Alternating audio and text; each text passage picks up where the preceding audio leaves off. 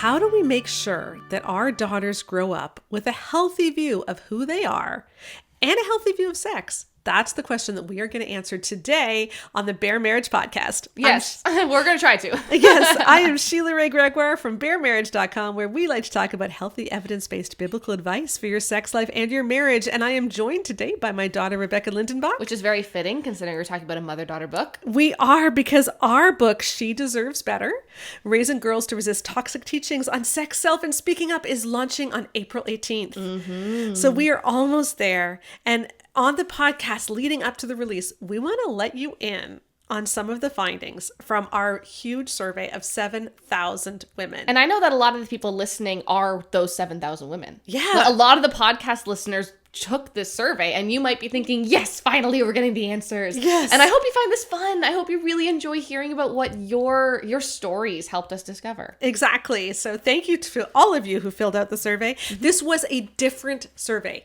than the one for the Great Sex Rescue.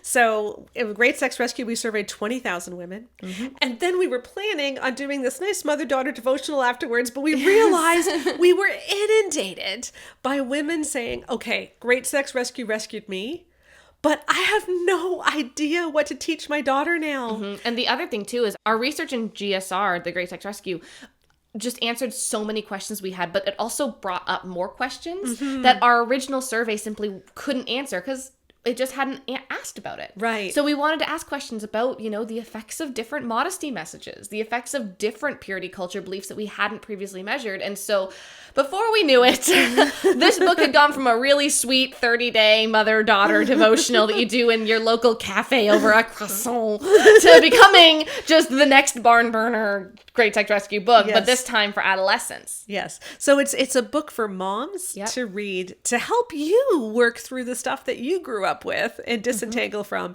and then to help you figure out how to disentangle from the messages that your daughter's going to hear and how to prepare her to resist those teachings. There's lots of mother-daughter questions and activities that go along with it, but the bulk of it is just to help you walk through the toxic stuff that girls can experience in youth group and in Christian culture. And we want to tell you why it's important that you pre-order. Mm-hmm. When you pre-order a book, especially when you pre-order from Amazon or another online retailer, you tell that retailer, hey, lots and lots of people want this book. There's a big demand. And so then they order lots. And that means that when the book does launch, they're not going to run out of stock. Yeah, because what often happens is if there's a big launch for a book and there's lots of interest, everyone buys it on launch day. And then all of a sudden, halfway through the day, oops, no more. And then it gets really complicated and she's able to figure out, where am I going to buy this? If you pre-order, you get rid of all that nonsense. You know you're going to get your book because they're going to order it for you well ahead of time.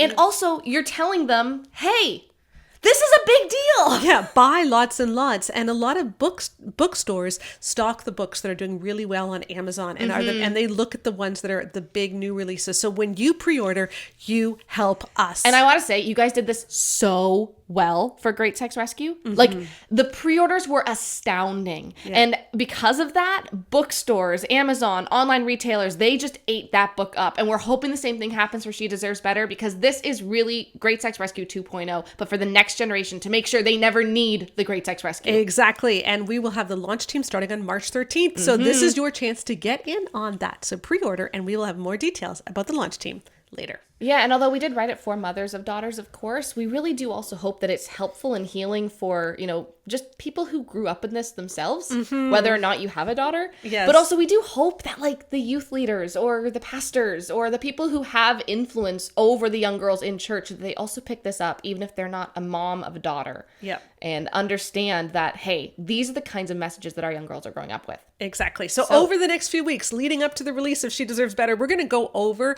some of our big findings on some key things. We looked at consent. Yes. We looked at sex ed. We looked at modesty messages. We looked at how to help girls have boundaries.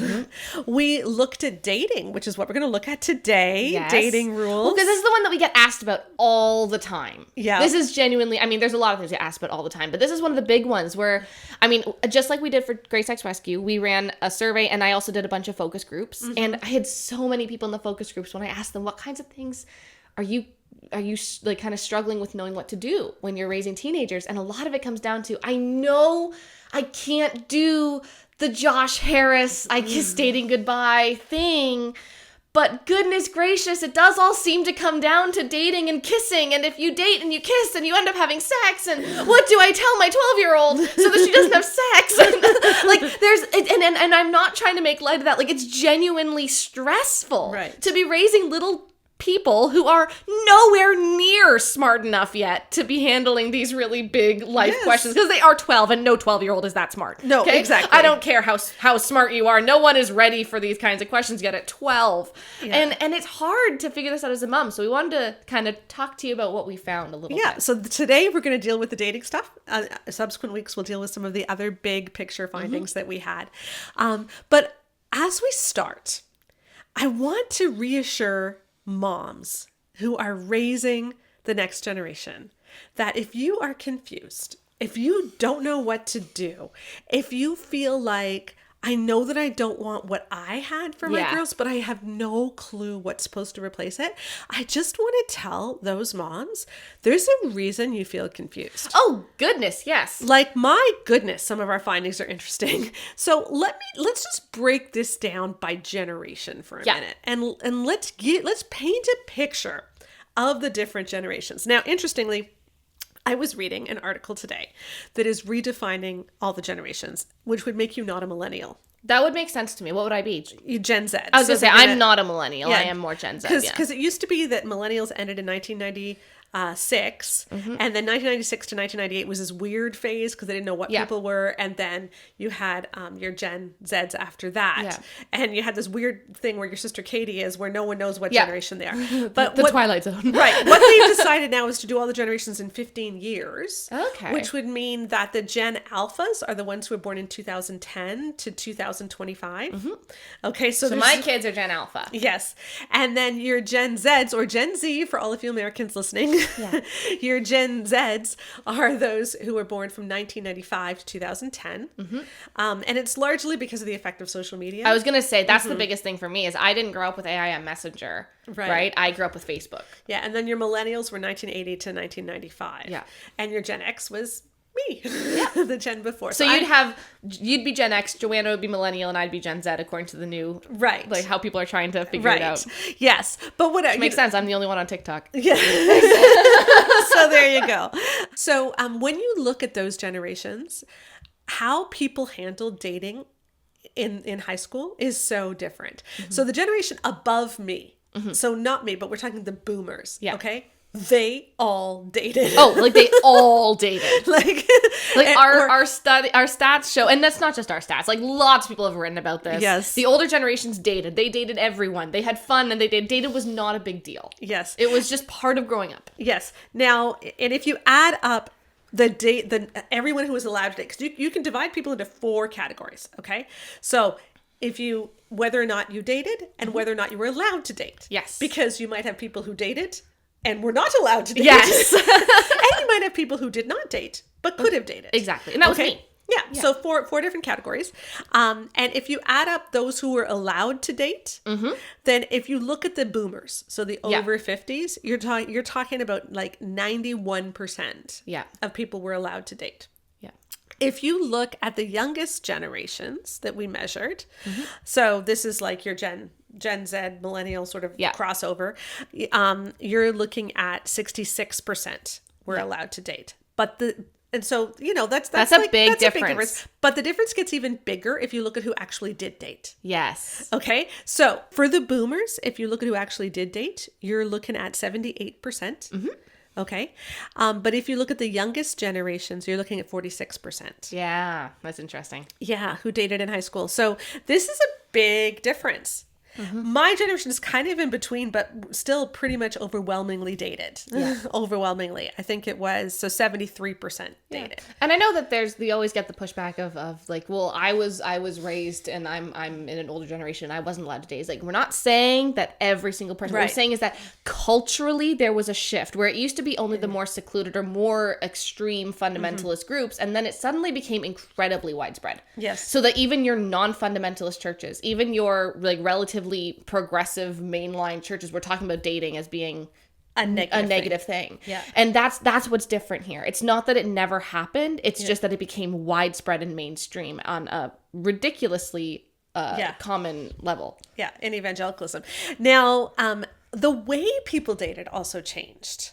The boomers went on a lot more date. It wasn't unusual. My mother talks about this all the time, and my mother grew up in an extremely conservative rural Manitoba, primarily Mennonite town. Okay, like you couldn't get more conservative, but everybody dated, and you would go to a different, to a dance with one person on Saturday, and then you would go out for a milkshake with someone else on Thursday. That was not unusual. That was the norm. And I think there's been other sociologists and stuff who talked about this too. Yes. Yeah, there have been. And then for my generation, for Gen X, you started seeing a lot more what they would have called going steady. Yeah, like full-on relationships. Full-on relationships. Yeah. So it wasn't just like, I am going out with this one person tonight.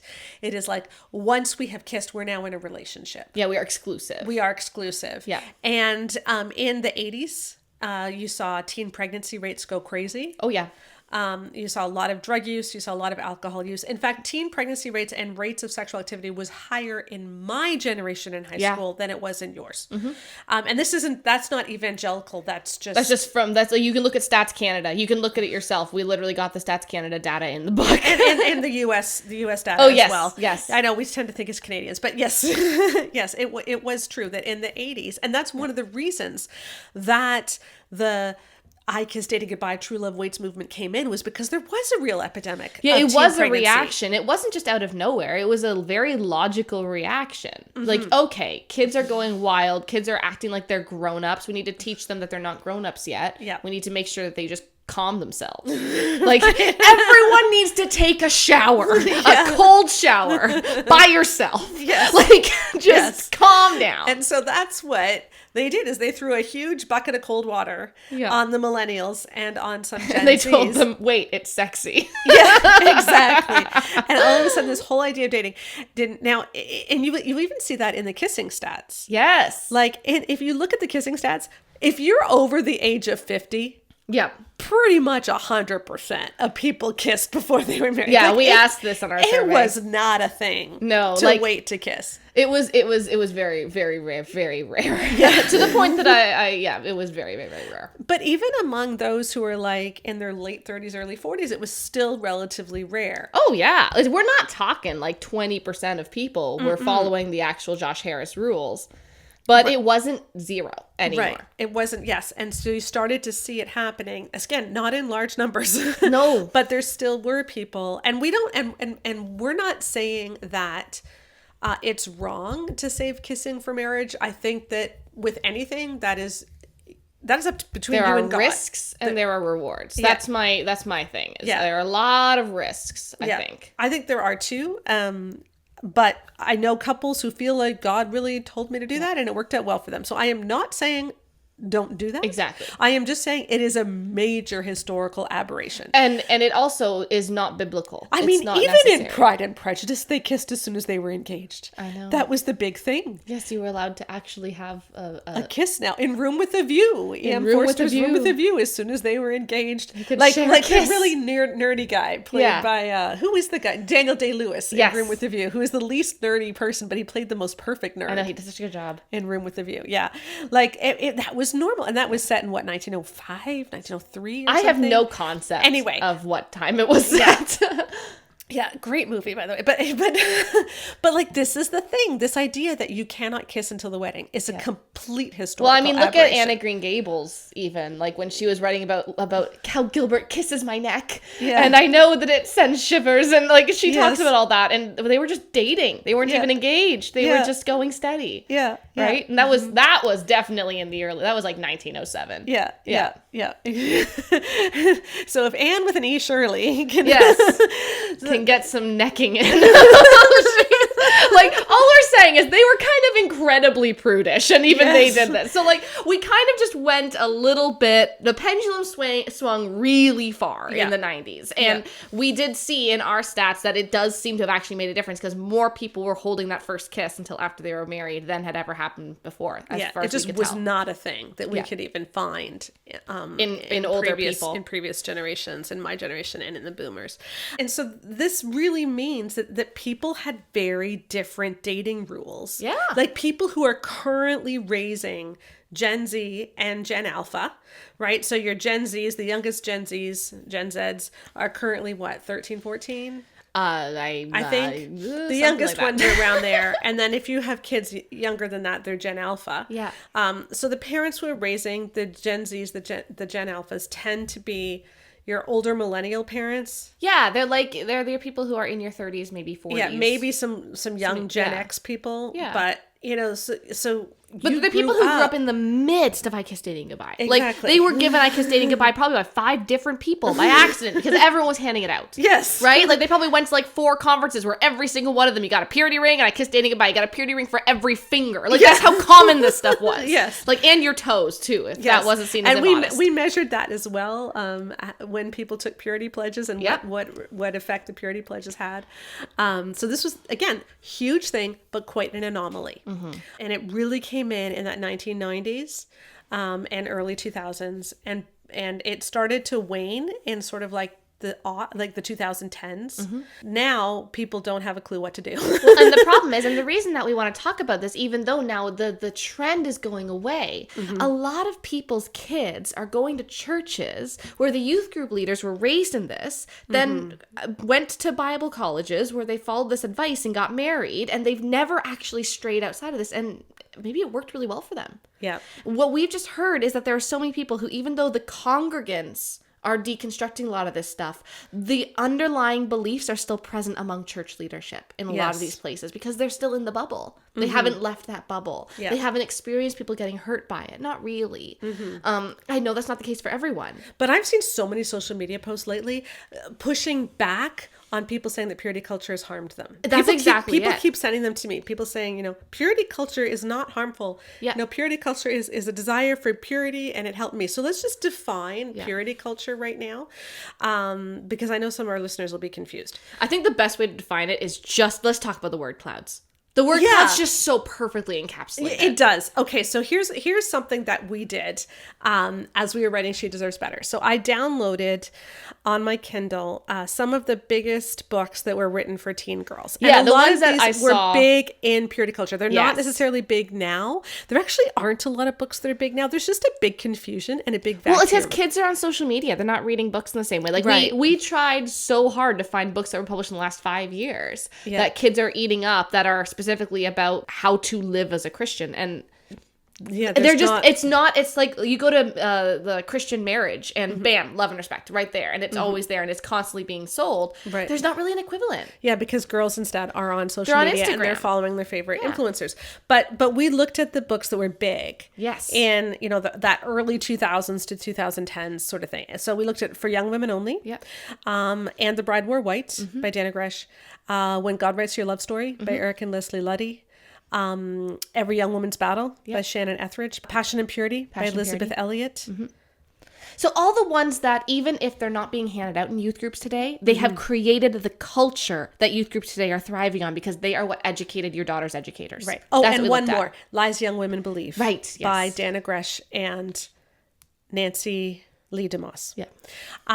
And so what I did was I chose a bunch of words. I think I chose like a list of 150 words. Mm-hmm. And I compared how often those words appeared in these books and then how often they appeared in the New Testament. And then I chose the 50 words that had the most difference. Mm-hmm. Like in terms of like whether they were first or second or whatever. Yeah. So we put them in a chart. We did a statistical analysis of them and we looked at the ones that were the most different. Okay. Yeah.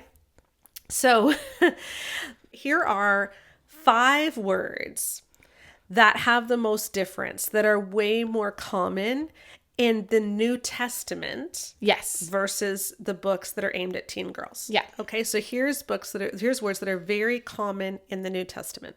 Holy Spirit. Yeah, that was 8th. Yeah. In the New Testament versus it was 37th. Yeah. Gospel. Yeah, that makes sense. Yeah. 10th in the New Testament, 40th in books aimed at teen girls. Kingdom of God. Yeah. Okay. 14 in the New Testament and 47th. Yeah. Money. Money. Ooh, yeah. Yes. Money was 16th in the New Testament. Yeah. 42 in books aimed at teen girls and resurrection. Yeah. Okay. 19 in the New Testament. 50 in books aimed at teenage girls. Yeah, the absolute last one. Yeah. Now, what do the books aimed at teen girls talk about? Okay, so first one is sex. Yep, which is no surprise there. It is the second most common one that we found. Yeah. In the Christian books aimed at teen girls versus number 24 in the New Testament. Right. Then the word tempt. Yeah, tempt is 11 in the books to teen girls and 34 in the New Testament. Virgin. Yeah, virgin. Oh, yeah. 19 in the books to teen girls versus 39. And let's remember that when it's in the New Testament, it's not referring to like virginity and sex. Virgin. It's a descriptor of a young woman who isn't married yet. That's just what they were called. Yeah. Or it was referring to the Virgin Mary. So it's like, it's even more. So it's not like stay a virgin. It's even more dichotomous than that. Yeah. Lust. Yeah. Oh gosh. Yeah. And lust was 24th versus 45th, almost dead last in the New Testament. And one of our favorite words, modest. Yes. Modest/modesty was 27 in the Christian teen girls books and was 49th in the rank of the New Testament. And so we created this really cool word cloud, which you will have to wait to get the book to see. Again, you can pre-order She Deserves Better now. Yeah. But in the word cloud, when you look at it, and you see what words are super common. It's amazing because in the New Testament one, like Jesus is huge. Yeah. Like Jesus, it just kind of takes over a lot of the space there. And then in the one for teen girls, it's sex. Yes. Like sex is as big as Jesus. Yes. It's amazing. Yeah. Love, sex, marriage, purity. Tempt, kiss, wait, husband. It's just and in the New Testament, it's like pray, joy, faith, believe, Lord, love, like Holy Spirit. It's just such a big difference, and that really encapsulates what purity culture was. It took girls' faith. And it reduced it to whether or not they'd had sex. Yes. And they'd say things like you can have secondary virginity and things like that. But really what it all came down to is you are either pure or you are not. And it became this very dichotomous thing. And sex became incredibly shameful. Any feelings of sexual, desire were absolutely just anathema. It was something where you were being rewarded the less that you were sexual, right? Absolutely. So it's not just about having chastity. It was about being not even like a passing thought of anything sexual. I read in Brio growing up about how any physical contact was sexual contact. So even holding hands was a sexual act, right? Like everything was sexual intimacy. It was all things that if you did it with this guy, the really common purity culture trope everyone talks about is the whole idea of the crumpled up piece of paper or the soiled water, or in my case, in my youth group, the empty box of gummy bears, where every single thing that you do with some other guy is something that you will never get to do for the first time with your husband. That's something you've taken away from your future husband. Yeah. And so girls' faith is defined by whether or not they have had a penis inside them. Yeah. And we talked in our podcast, The Myth of the Magic Penis, about how harmful this idea is, especially to sexual assault survivors. Oh, goodness. And they always tried to backpedal and make it not always. No, we have some horrible examples. Some horrible examples where they did not try at all. But the good ones tried to backpedal it a bit. But at some point, you can't get around that. Yeah. When your entire theology is girls are only pleasing to God if they still have a hymen intact, which I know is not true. But I'm being hyperbolic, okay? Yes. But if that's that kind of mentality, it does automatically tell people who have been sexually assaulted, you're used up. And that's horrific and evil. But that's what happened. Yeah, and it was far more aimed at girls than it was at boys. Yeah. Even though and a great example, a perfect example, is from the book When God Writes Your Love Story. They include a story of a couple that's going to a Christian college, and they're both virgins, and they start dating, and they end up having sex one night, and this causes a huge turmoil. And what they say is that she has lost her most precious gift. Yes, it doesn't say that the two of them have lost their most precious gifts. No, it's just her. Yeah. Even though the Bible calls both to chastity. Well, and the other thing that I love that's a perfect example of this is actually the research that Felton had done in her books. Yeah. So she did these surveys where she For asked... her book for young women only. Yeah. For her books for young women only and for young men only. She did surveys for young women only. She surveyed young men. And for young men only, she surveyed young women. Yeah. In the survey to men, she asked boys if they wanted to marry a virgin one day. Right. In the survey to girls, she didn't ask them that. Right. So girls are expected to be virgins. Yeah. But boys aren't. Right. And, that wasn't on purpose, but it showed this bias that we had, that girls' purity is to be expected and boys can't really help themselves. Right. So girls now, as part of purity culture, are largely responsible for making sure that boys don't sin, because so much of this was about modesty messages. And again, we cover all of these in She Deserves Better. Yes.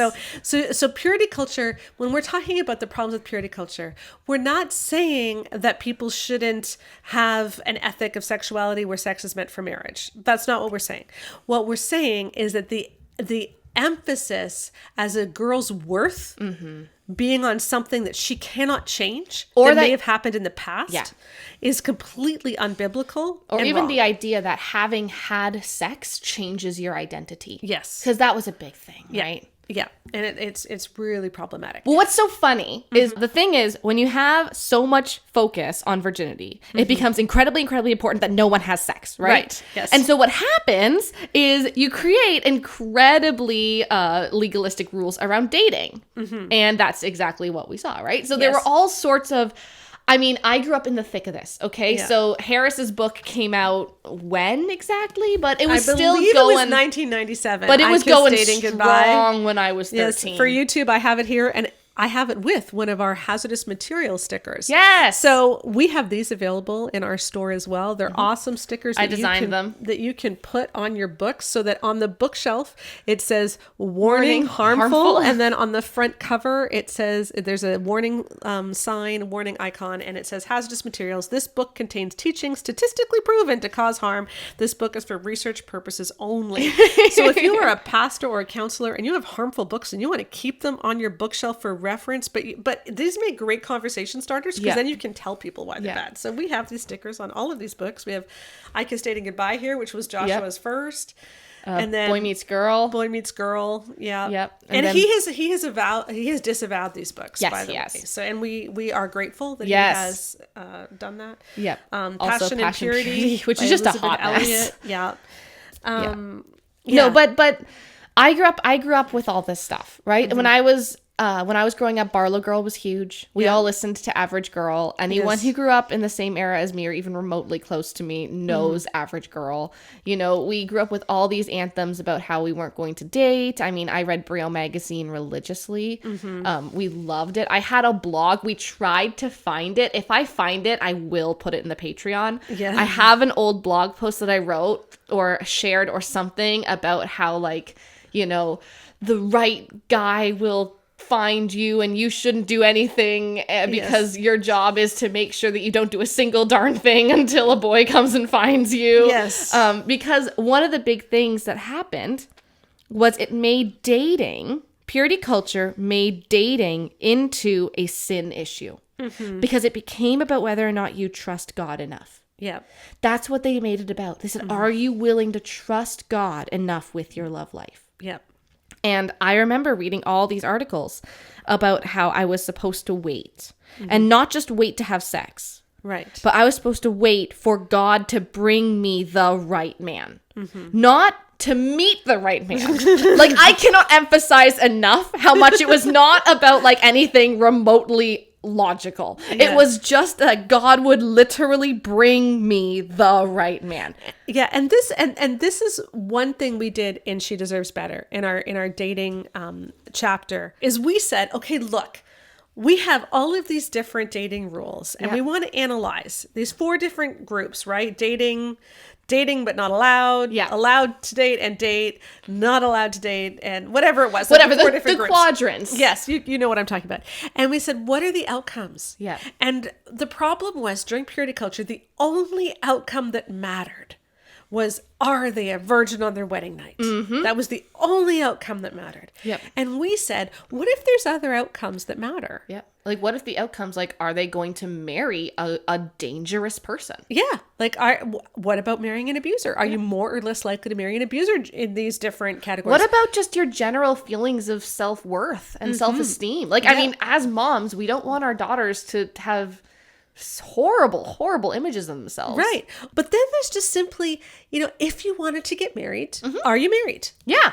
Yeah, exactly. Like, did you have the skills that you needed to, like, the opportunities, the whatever to get married? Because, and you know what? If people are single and they want to be single, that's awesome. Yep. That Bible clearly says that's the better choice. Yep. We also know that there are a lot of single people that don't necessarily want to be single. Well, we hear from them all the time. Yeah, and the church is not set up for that. Nope. The church is the church isn't set up for the singles who want to be single. No, that's true. The church is not set up for single people at all. No. And so, I think this is worth asking. I know it's a difficult question to ask, but it's worth asking. Like, I think that should be an outcome variable. Yep. If people wanted to get married, were they able to get married? Yeah. Have they gotten married? Well, especially when you look at just the horrific advice that we were given. Let's read the advice, because I think what we're saying will become very, very clear. Yes. Once we read this absolutely horrific advice from Brio Magazine. Brio Magazine. And who published Brio Magazine, Rebecca? Focus on the Family. Okay, so why don't you read this? Okay, so this particular thing came from a recurring segment that they did called I Said, God Said, which, first of all, there's already major theological considerations that they literally put words in God's mouth. Yes. So I will say that. Like, yes. They literally said this is what God says, okay? Right. Not this is Brio Magazine's advice based on a biblical understanding of blah, blah. No. It's I said, God said. So, okay, here we go. Okay, so here's what it is. God says this, apparently. I would love to help you find your future husband, but I need you to do your part. I need you to give me total control of your love life. Let me write your love story. Trust me to bring the right man into your life. I want to relieve you of all that pressure. She says, but I still have to be on the lookout, right? And then God says, no, you don't have to do anything except be totally in love with me. She says, you mean I don't even have to look for him? And they double down with God saying, no, that's my job. Your job is to trust me. She says, this sounds too good to be true. I don't even have to look for him. Once again, they have God saying, all you have to do is be totally in love with me. So not only did it be a passing, that they have her asking this like 3 times. And each time God is like, don't look, do not recognize men. Go outside with blindfold on. Only pray. No boy. Like, this is what they had us doing. No, and I thought this was so romantic. Like, the funny thing is, with Great Sex Rescue, this is what I find. With Great Sex Rescue, I didn't read any of these books. I didn't grow up in a household that told me that my worth was less because I was a woman. Yeah. This is my stuff. Yeah. This is what I grew up with. This is true, actually. Like, in writing She Deserves Better, you and Joanna got way more excited about the stuff we were taking down, because this is what was formative for you. Oh, yeah. You have no idea. I had an entire blog dedicated to pretending I was a princess in a tower. Okay? And again, there might be a day where I am brave enough to read that to the patrons. But this was, like, this whole princess in a tower idea of dating was so, it resonated with my 13-year-old soul. Yeah. Right? And this wasn't just for Brio. I want to read you something else. This is from, I'm not going to say who it is, but these are from influencers who are really, really big. Today on social media. And they were answering a similar question about dating and how you find the right guy. Yeah. And this is what they said. Maybe you've done all the things. You've gotten to know him. You even have a friendship with him. You know for a fact that he's an amazing, godly guy. He seems awesome in every way, minus the fact that he hasn't asked you out. That's the hardest place to be. My advice, be patient and trust God. Don't manipulate the situation. Ask God for the strength to trust this area of your life to him. Pray Proverbs 3, 5, and 6 and meditate on it. Open up your hands and surrender your crush. Trust that God wants what's better for you than you even want for yourself. Try focusing on serving God. Mm-hmm. Now, I want to say, this isn't like this isn't a terrible thing to say To a 12-year-old. to a 12-year-old, right? Or like a 14-year-old. But the issue is that we're writing the same advice. This thing Brio got into, this is the same thing Instagram influencers are getting into, this is what you're hearing in church, is because our whole idea about dating is just about don't have sex until you're married. And we're expecting people to get married at 20 years old. The advice that they give 13-year-olds and 30-year-olds is the exact same. Yeah. Like, we don't change the advice from Yeah. 13-year-olds and 30-year-olds. Yeah. And there is this assumption, and you see it over and over again in Passion and Purity by Elizabeth Elliot, that, and we saw it in, it was really in everything that we read, that if you want to find a guy, the best thing you can do is to love God more and more and more. Because if you love God more and more and more, he will give you a guy. I think we even have a heading in our book that God is not a boyfriend vending machine. Or Yes. something like that. And so it's like all these girls who really, really, really wanted a boyfriend. Yes. Spent hours on their devotions to prove to God, see, I'm worthy of you sending me a boy. Yeah. And it became a really spiritually manipulative, like people just got in a real spiritual, like, how do you even relate to a God like that? Yeah.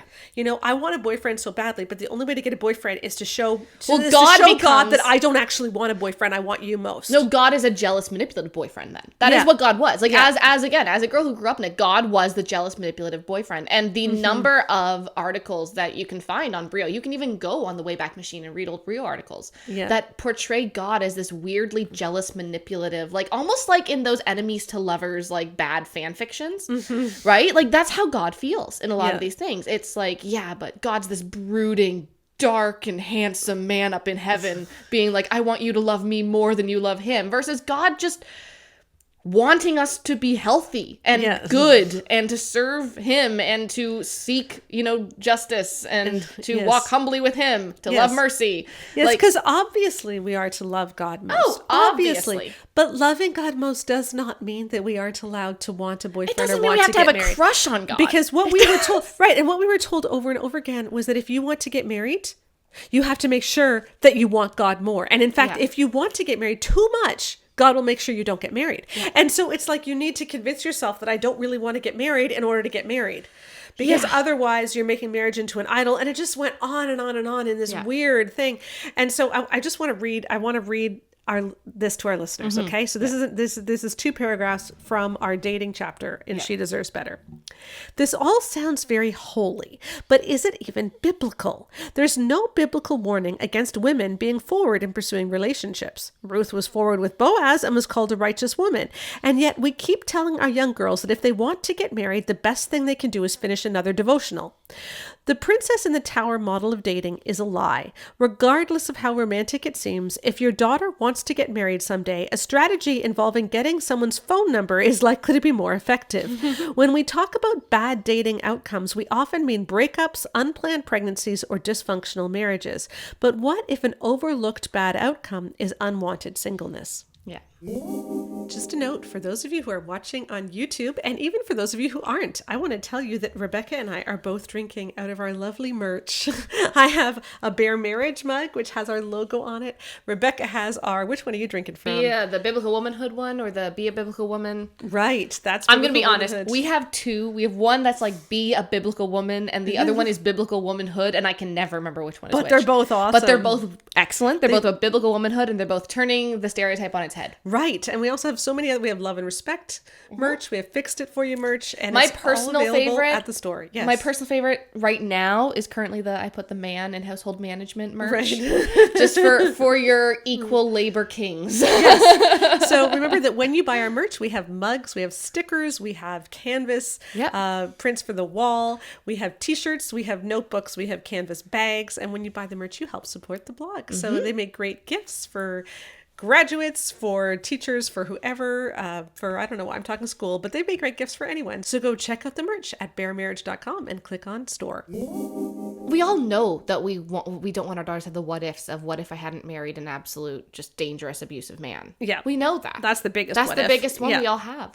But there also is, like, we also can't discount, there are so many psychological studies that show the profound impact of loneliness. And singleness is not the same as loneliness. Right. But singleness, when you want to be married, when your soul, you want to be a wife or a mother or something like that, that is a deep loneliness. Again, singleness does not equate to loneliness. Right. And in fact, some of the most lonely people are those in abusive marriages. And necessarily, and also there's a lot of studies that actually show that single women do quite well if they are happy being single. Right. But what about those who aren't happy being single, and the only reason that they're single is because they didn't have the skills to find the person they wanted to marry? Yeah, because they were told so much, be careful what you dress, because you don't ever want to draw attention to yourself. It's wrong to draw attention to yourself. It's wrong to talk to any boys. Also, boys if a boy are is scary. flirting with you and you flirt with him, then you will have defrauded him and you've now taken something from him. And talking to boys becomes really scary. And boys are all these lustful monsters. And so you're kind of like, I don't really know if I want to talk to you, but I want to get married. Like it's so unnecessarily confusing what girls are given in this culture. And we've just heard from so many women who are now like, they message us and they're saying like, listen, like I am now, I don't want to get married anymore. But like I spent 15 years trying to find someone, but I don't even know how to talk to men. Like I don't know how to talk to guys. I never did. And that's what's just, I think that's the kind of thing we actually do need to talk about a little bit, because it's unfair if we give our daughters a false gospel that is a prosperity gospel about what, as someone who really desperately wanted to be a mom. Yeah. I really wanted to be a mom. If I had someone lie to me about God in a way that meant that I didn't become that, that would be a profound betrayal. A profound betrayal. Yeah. And I think a lot of women are experiencing that. And my concern is that in a lot of circles, we're raising young girls to also experience that betrayal completely unnecessarily. Yep. Yep.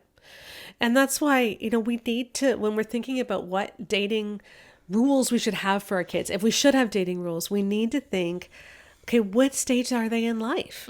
And how can we be moving our girls towards making wise decisions that are based on emotional wholeness and health, rather than just reactive decisions that are based out of fear? Or trying to control their behavior. Yeah, exactly. Because honestly, like me reading all this stuff about how you don't need a boyfriend when I was 12 years old, I know the guys that I had crushes on at 12 years old. I am very grateful for the advice that I did not need a boyfriend at 12, because oh boy, that would have, honestly, was. Anyway, like I know, like as a 12, 13-year-old, the advice that I needed was totally different. And the reason that I feel like I got out of this stuff very unscathed is because we completely ditched it by the time I was 15 and a half. I gave you I Kissed Dating Goodbye at 13. I gave Less it to than you. 3 years later, we were fully the other direction. Yeah. We were like, how can we get you a boyfriend? And one of the big reasons was because I realized it didn't stop heartache. Yeah. Just because you weren't dating didn't mean that you didn't have heartache. And I think that's where a lot of these dating rules come in, though, because as moms, we don't want our kids to have this heartache. Right. We don't want our kids to hurt, right? And I think a lot of people, especially those who did date in high school, they're like, but I just know how much it hurt. Yeah. And I guess the thing that I want to say is that the other side doesn't necessarily hurt less. Yeah. Maybe our goal is not protecting our daughters from getting hurt. Maybe our goal is not protecting our daughters from, experiencing heartache, but is rather teaching our daughters how to make wise decisions, knowing that heartache is always going to be a risk. Yeah. Yeah, absolutely. And so with all that, what were the dating rules that worked? Yeah. And you know what? Depends. It depends. And this is actually one of the exciting I think this is actually exciting. Yeah. Okay. There's nuance. There is nuance. There is no. Now, there's a level where like not being allowed to date and then dating anyway. Oh, yes. There are certain things that are always bad. Yes. But there isn't one of those quadrants that is best for everything. Yeah. Okay. So the overall best thing that you can do is being allowed to date, but not dating. Yep. For most things. For most things. It is not necessarily the best for getting married overall. Okay. If you want to get married, the best thing is to date in high school. Date in high school. Because the kind of people who date in high school are probably also going to be the kind of people who are going to find someone to marry. And there's two different reasons for that, right? If you choose not to date, you might just not be interested in a relationship. You might be like, you know what? I'm doing my thing. I'm fine. Yep. But the other thing is that also is going to include the group of people who were available to date, but who they either took themselves out of the dating equation entirely. Right. Versus the people who are out there dating, makes sense that they're going to be pursuing long-term relationships and that they've already kind of shown that they know how to get one. Yeah. So if we want to look at like saving sex for marriage, self-esteem, and not marrying an abuser, being allowed to date but not dating is really good. Yeah. The problem is you can't do that to your kid. You can't control that. As a parent, you cannot control it. No. I want to stress that again. Yes. The best outcome for your child is one You that can't as control. a parent Yeah. you cannot control. It is allowing your child to date, but have them choose not to. Yeah, exactly. Because you can't say, no, you're allowed to date, but I don't want you to. So you're technically, like, you can't do that. No. Yeah. And this is what's hard as a parent is that, and this is why She Deserves Better is all about helping parents have the conversations with your kids so that you can move them towards wisdom, towards a deep spiritual life with God, towards emotional health and wholeness, so that they are going to make good decisions for them and they're going to be the kind of partner that people are going to want, or they're going to be able to choose what they want. You want your child to have as many opportunities as possible. Yeah. You don't want those opportunities cut off for them. Yeah. But you can't control it. Yeah. And I think the thing is, if we focus on wisdom, on discernment, on having skills, on having confidence, on being able to use your voice and stand up and be like, no, that's not okay with me, then either they're going to be the kind of kid who's like, frankly, no one here is the kind of guy I want to date. No one here is the kind of person who I want to see myself with long term. They're going to choose. That's what happened to me, right? Yeah. That was me in high school. I was allowed to date. I was actively trying to find someone to date. And it never worked out because I was like the guys who wanted to date me, I was like, it's just not a good match. Yeah. And I knew that. And then I found Connor and we got married. That's genuinely what happened. But there's also people who, if you have wisdom and discernment and you start dating when you're younger, you're going to be a lot more protected, right? Like, we know lots of people who started dating in high school and they're really happy, because, again, the goal isn't whether or not your kid dates. The goal is whether or not your kid has the skills to make the right decisions for them. And Right. for some kids, that's going to mean dating. And for some kids, it's going to mean holding off because there just isn't anyone who is healthy for them to date. Yeah. And so the moral of the story is we cannot recreate a purity culture with a bunch of rules, but they're just different rules than the purity culture. That's not going to work either. The only thing that works is relationship with your kids and helping them develop wisdom and emotional health. And that's what other studies have found too. Do you want to share this one from Georgia? Yeah, there's an interesting one that was combating, because the typical idea is that dating is a normal aspect of psychosocial development that is necessary for adolescent well-being. That's often what's discussed in psychological circles. I definitely heard that in university when my adolescent psychology class is that everyone dates, it's healthy, it's necessary, you need to do it to grow up healthy. But then the studies come out that found that non-dating students had similar or better interpersonal skills and they're more frequently dating peers. And while the scores of self-reported positive relationships with friends at home and at school did not differ between dating and non-dating peers, teachers rated the non-dating students significantly higher for social skills and leadership skills than their dating peers. Students who didn't date were also less likely to be depressed. Teachers' scores on the depression scale were significantly lower for the group that reported no dating. Additionally, the proportion of students who self-reported being sad or hopeless was significantly lower within this group as well. So before we jump to that being not dating is good and everyone who dates is going to be depressed and not have good social skills, that's not what this said. No. We are not saying that if your daughter dates, that she's going to have terrible outcomes. Oh gosh, no. No, we really aren't. We're just saying, like, on average, and remember, this is just on a population basis. This isn't for each individual, okay? So on a population basis, the ones with the best outcomes on most things, not on everything, but on most things, are being allowed to date but not dating. Yeah, exactly. And that's why we have to be careful. Like, we're not trying to say that the goal is to have a daughter who doesn't date. Right. The goal is to have a daughter who has the same qualities as the girls who does well, regardless of if she dates or not. Exactly. Okay, like, that's the goal. And so we have to look at the data and ask, why is it that girls who choose not to date are more likely to have beneficial outcomes? Frankly, my hypothesis here, maybe we should hypothesize. This is what happens in research, by the way. You find a bunch of data, you try to figure out what goes on, and this is what will typically be your discussion of your paper, okay? Like, what I think is happening, as someone who's in that group, okay? Right. I'm the one who grew up, I was allowed to date when I was 15, 16, 17, 18, and well, 18 I did date, but anyway, I was allowed to date in high school, but I just didn't. Yeah. I do wonder how much of it is that they just might be a little bit pickier. Yeah. Because I was super picky, okay? Yeah. Like, I was not simply going to date someone because I was like, I have too much going on. I have 3 jobs. I am doing university courses online. Like, I was busy, okay? I was not going to waste my time with a boy who I knew wasn't really going anywhere. Right. Right?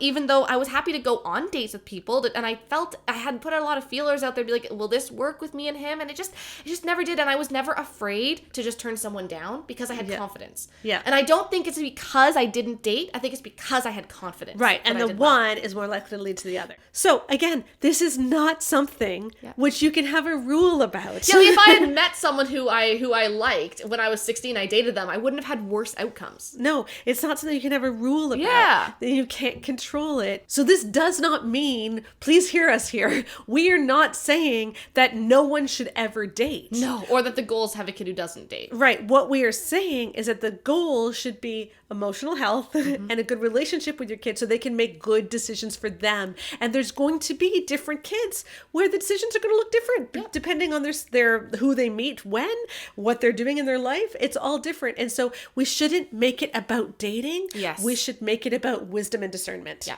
This is about asking ourselves as parents, what kinds of skills does my child need to become part of the group that does well? And how can I make sure that they have those skills so that if they date, they aren't part of the average that does worse than the kids who don't. Right. But also, how can we make sure that if they are not dating, that they're, part of the average that does quite well. Well, and if they're not dating in high school, what you want to make sure of is that when they're 22, 23, they're ready to date. Yes. Or however old, like once they're of marriageable age and opportunity, if they want to get married. If they want to, Are you setting your child up to be a good match? Yeah. Okay. So especially for boys, make sure they know how to do housework. Okay. Like make sure that your kids can stand on their own 2 feet and make sure they have social skills. Yeah.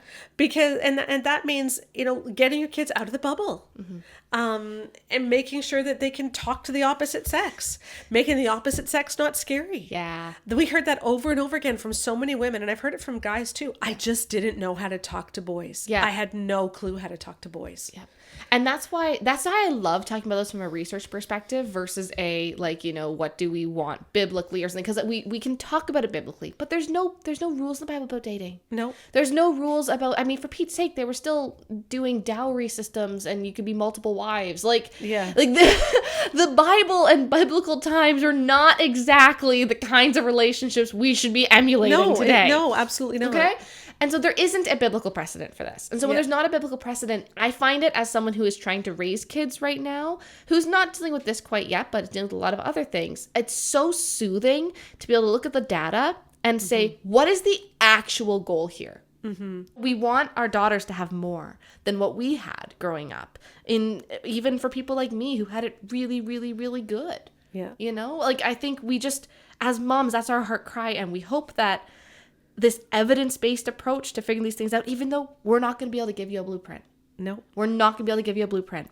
But what we do give you is a way to talk about this stuff with your daughter, because that's what is most correlated with good outcomes, is if you can have a good relationship with your kids.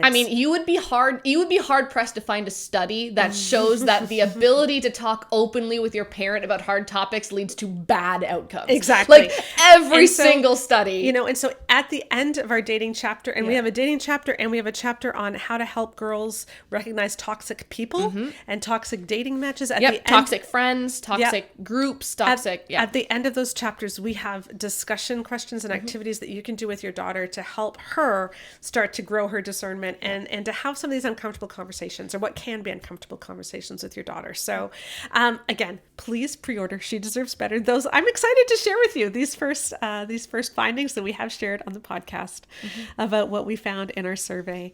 And coming up, we got some of the more controversial and angering stuff about consent and modesty. And I actually think the dating stuff is probably going to be the most controversial, personally. I think the dating stuff is going to be the most controversial. I don't think the rest of it is going to be that controversial. We're saying that kids should learn about consent. Yes. So it's not controversial, but it is eye-opening. That's what it is. It's that there is stuff that is happening even today in youth groups that you would not believe. Yeah. And so we need to know this as parents. We need to know this because our kids need us to be there for them so that we don't have a repeat of what happened with millennials and young Gen X's and old Gen Z's. Yeah. Just pretty much everyone. I'm going to be honest, it's not even a repeat. We just need to stop it happening. We just need to stop. stop. Right. Yeah, just stop. So our launch team starts on March 13th. Yes. So if you pre-order the book, you get to join our launch team, which means you're going to get access to the book on March 13th, not April 18th. We're going to have exclusive webinars for you, which are going to be awesome. We're going to have Facebook Lives every week. We're going to have... I mean, a lot of you were in the Great Text Rescue launch group. And I it was think like so 800 fun. of you were, and it was a blast. It was so much fun. And we got to know so many people, and it's going to be like that again. Yeah. So if you're in the previous launch group, just come and join. Yes. You know, buy the book, come join. And so that will all be on the blog and on social media on March 13th. And we'll be making more announcements about that on the podcast. You can sign up for my emails so that you make sure you don't miss it. I will put the link in the podcast notes. But until then, we hope you have a wonderful weekend. And we will see you again next week when we share more findings from She Deserves Better on the next Bare Marriage podcast. Bye-bye.